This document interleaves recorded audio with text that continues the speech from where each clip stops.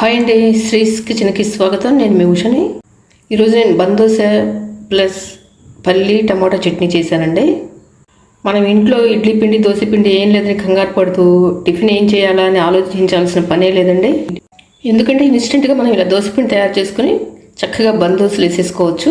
ఇవి ఎలా ఉంటాయో అనుకునేరు, చాలా చాలా బాగుంటాయండి. ఈ బందోస విత్ టమోటా పల్లి చట్నీ ఎలా చేశానో ఆ ప్రాసెస్ ఏంటో మీరు ఈ వీడియోలో చూసేయండి.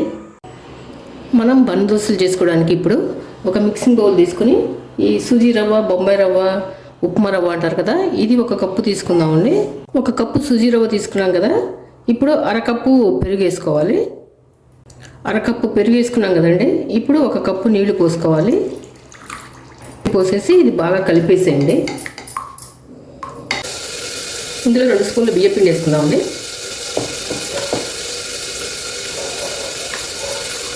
దీన్ని మనం పక్కన పెట్టేసుకుందాం. కాసేపు స్టవ్ వెలిగించి ఒక కడాయి పెట్టుకుని 1 స్పూన్ ఆయిల్ వేసుకోండి.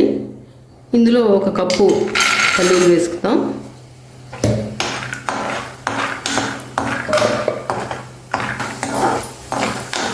ఇది సిమ్లో పెట్టుకుని వేయించుకోండి చక్కగా. ఇవి చక్కగా వేగిపోయినాయండి, తీసేద్దాం. వీటిని ఒక మిక్సీ జార్లో వేసేసుకోండి.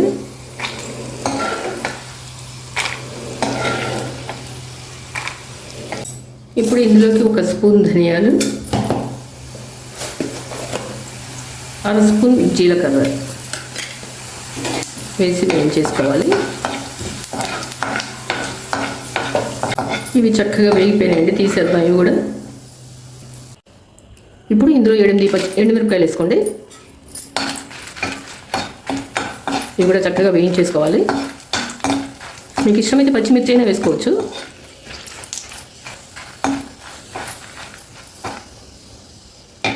ఇందులోనే ఈ కొబ్బరి ఒక 10 ముక్కలు వేసుకోండి. పచ్చి కొబ్బరి అయినా పర్లేదు, ఎండు కొబ్బరి అయినా పర్లేదు, వేసేసుకోండి. ఇవి చక్కగా వేగిపోయినాయండి, ఇవి కూడా తీసేద్దాం.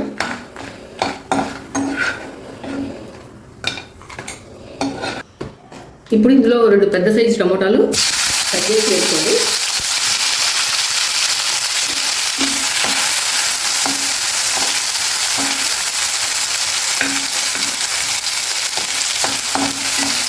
ఒక్క నిమిషం మనం మూత పెట్టేద్దామండి, మగ్గిపోతాయి ముక్కలు. చూద్దామండి, చక్కగా మెత్తగా మగ్గిపోయినాయి.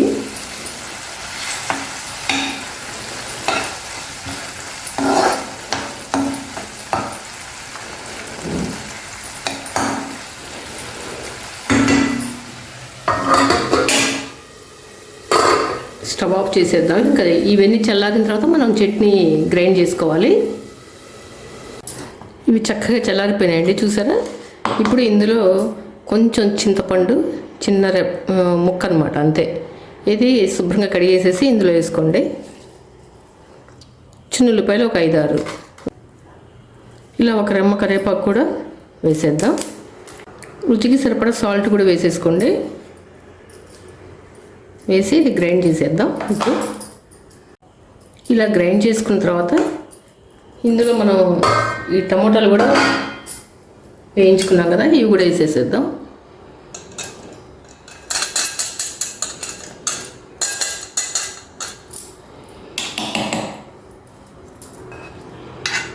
చూసారా, చక్కగా ఇలా గ్రైండ్ చేసేసుకోవాలి. ఇప్పుడు ఇందులో మనం తాలింపు పెట్టేసుకుందాం. ఇప్పుడు మనం స్టవ్ వెలిగించి అదే కడాయిలో కొంచెం నూనె పోసుకుందాం. ఈ చట్నీకి తాలింపు పెట్టేసుకుందాం.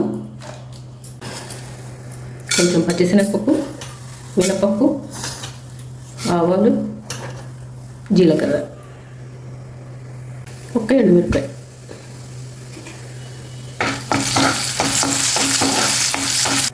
ఇది చక్కగా వేగిందండి, చూసారా. ఇప్పుడు ఇందులో కొంచెం కరివేపాకు వేసేసుకుందాం.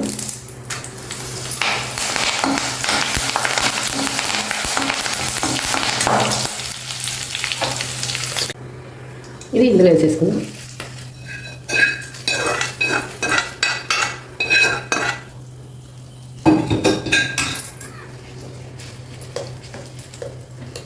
చూద్దామండి, పిండి చక్కగా నానిపోయింది, చూసారా. ఈ రవ్వ ఇది ఎంత బాగా నానితే మనకి బన్ దోశలు అంత చక్కగా వస్తాయి. చక్కగా నానిపోయింది. ఇప్పుడు మనం గ్రైండ్ చేసుకుందాం. ఇందులో కొంచెం నీళ్లు పోసి ఇవి కూడా ఇందులో పోసేద్దాం. మరీ ఎక్కువ పోసేయకండి. ఇప్పుడు ఇందులో కొంచెం వేసుకోండి సాల్ట్, ఎక్కువ వద్దు, చూసి రుచికి సరిపడా వేసుకోండి. ఇప్పుడు దీన్ని గ్రైండ్ చేసేసుకుందాం మనం. చూసారా, ఇలా చక్కగా గ్రైండ్ చేసేసుకోవాలి మెత్తగా. ఈ కన్సిస్టెన్సీ ఉండాలి పిండి. వేసేసుకుందాం. ఇప్పుడు వెలిగించి అదే కడాయిలో కొంచెం ఆయిల్ వేసుకోండి. వేసుకొని కొంచెం మినపప్పు, కొంచెం ఆవాలు, కొంచెం జీలకర్ర,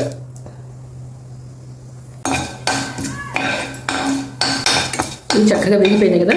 ఇప్పుడు ఇందులో ఇలా సన్నగా తరిగి పెట్టుకున్న ఉల్లిపాయలు, పచ్చిమిర్చి వేసేసుకుందాం. ఎక్కువ వేగన అవసరం లేదు.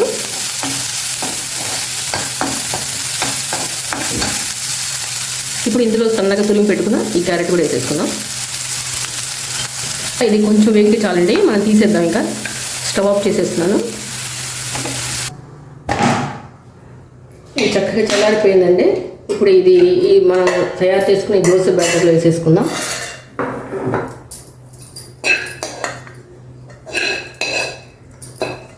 ఇప్పుడు ఇందులోనే కొంచెం కొత్తిమీర, సన్నగా తరిగి పెట్టుకున్న కరివేపాకు వేసేసుకుందాం. ఇది బాగా కలపండి.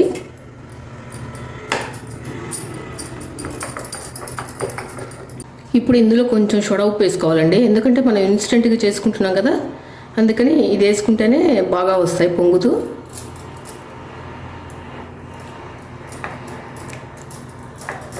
చక్కగా కలిపేసుకున్న తర్వాత ఇప్పుడు మనం బన్ దోశలు వేసేసుకుందాం. ఇలా దోశ పిండిలో మనం తాలింపు పెట్టుకుని ఈ ముక్కలన్నీ వేసుకుంటే టేస్ట్ చాలా బాగుంటుందండి. మీకు క్యారెట్ ఇవన్నీ వేసుకోవడం ఇష్టం లేకపోతే ఓన్లీ ఉల్లిపాయలు, పచ్చిమిర్చి వేసుకుని చేసేసుకోవచ్చు, కొత్తిమీర.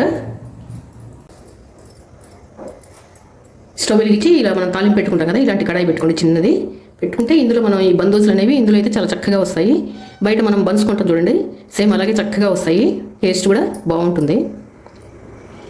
ఇప్పుడు ఇందులో కొంచెం ఆయిల్ వేసుకోండి. వేసుకున్నాం కదా ఈ దోశ బ్యాటర్, ఇది ఇందులో వేసేద్దాం. ఇలా కొంచెం వేసుకోండి.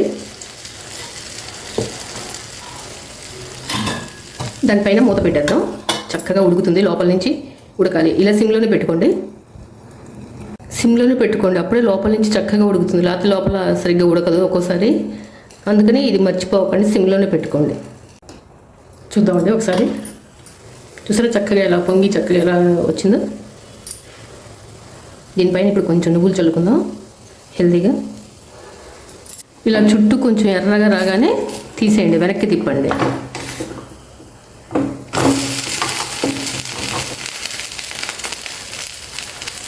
ఒక్క నిమిషం మనం మూత పెట్టేద్దాం, చూద్దామండి.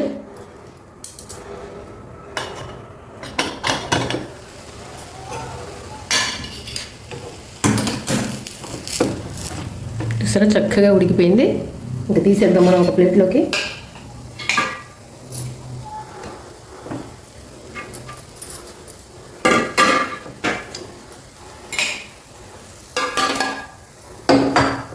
చూసారా ఎంత చక్కగా వచ్చేసిందో.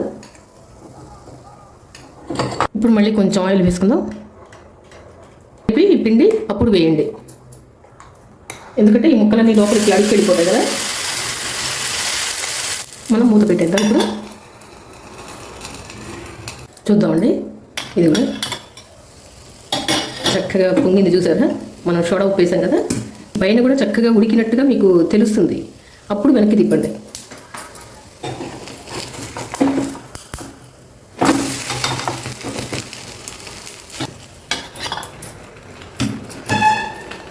చూద్దామండి ఇది కూడా.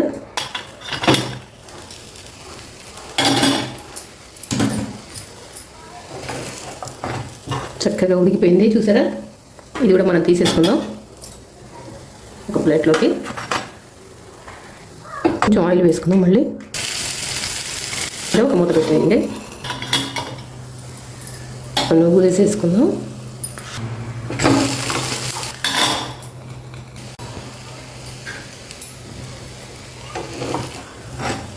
ఇది చక్కగా ఉడికిపోయిందండి. చూసారా ఎంత చక్కగా వచ్చేసినాయో. అంతేనండి, బందోసులు చేయడం అయిపోయింది. టేస్ట్ అయితే చాలా చాలా బాగున్నాయండి. మీరు కూడా ఒకసారి నేను చెప్పినట్టు ట్రై చేసి ఎలా వచ్చినాయో ఒక కమెంట్ సెక్షన్లో కమెంట్ చేయండి. ఈ వీడియో మీకు నచ్చినట్లయితే లైక్ చేయండి, షేర్ చేయండి మీ ఫ్రెండ్స్ అందరికీ, రిలేటివ్స్ అందరికీ. మరిన్ని వీడియోస్ కోసం నా ఛానల్ సబ్స్క్రైబ్ చేసుకోండి. కొత్తగా నా ఛానల్ ఎవరు చూసినట్లయితే తప్పకుండా సబ్స్క్రైబ్ చేసుకోండి. Thanks for watching. బాయ్ అండి.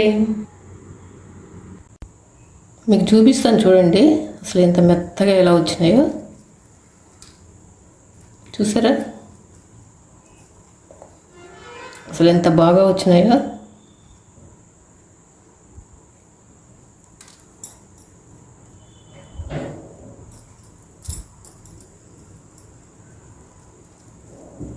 చక్కగా పొంగుతూ భలే వచ్చినాయండి. ఈ చట్నీతోటి తింటే అసలు సూపర్గా ఉంటుందండి.